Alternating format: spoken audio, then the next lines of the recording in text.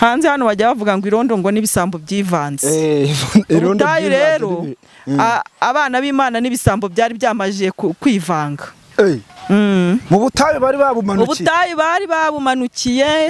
Twari tumaje kubona abantu benshi bagenda bakagirirayo ibibazo. Twari tumaje kubona abahamburirwa.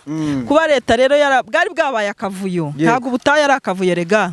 Ubundi ubutayu, igisobanuro cy'ubutayu ni ukujya ahantu hatuje, waba uri umwe mwaba muri babiri. Ubundi ubutayu bwatangijwe na Kristo. Bwatangijwe na Kristo. Ara mu karimi Getsemani ari kumwe n'intumwa ze, yarazibwiye ngo ni mwicaye hano gato mu ndindiri. Aragenda yigira mu gashambe Getsemani, arapfukama arasenga. Ubundi ngiye butayu mbugereranya n'ahantu umuntu yakabaye akura imbaraga. Ahantu ho kwiherera. Ahantu ho kwiherera wowe n'Imana. Ukabwira Imana bya bindi wumva byabaye ikibazo muri wowe. Hahandi wumva wacitse intege ukayinginga. Hahandi wumva wabuze ibisubizo ukabwira Imana yawe. Ariko ku musozi ntago twari tumaje kubona abajyana y'ibyibo guturisha.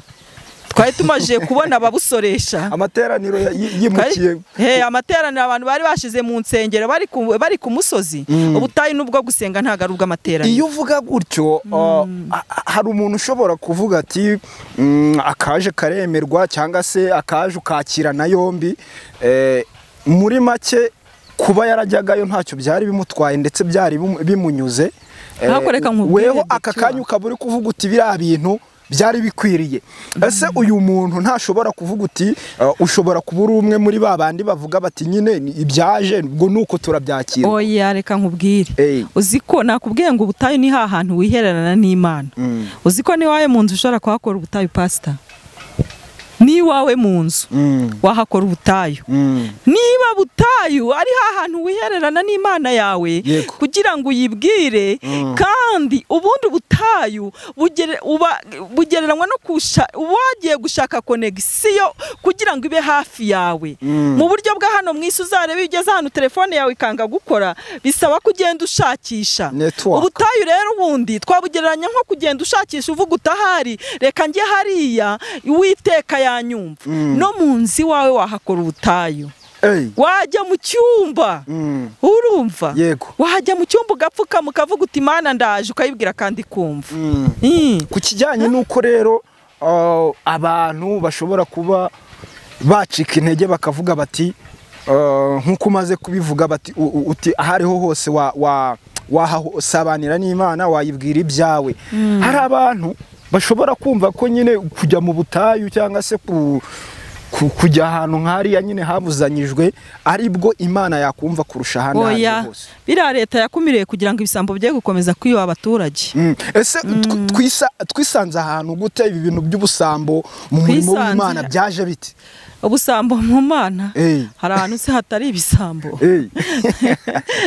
Ibi bintu twakwisanzemo gute nyine? No mu gihe cy'Abisiraheli barimo bava mu Egiputa habonetsemo ibisambo.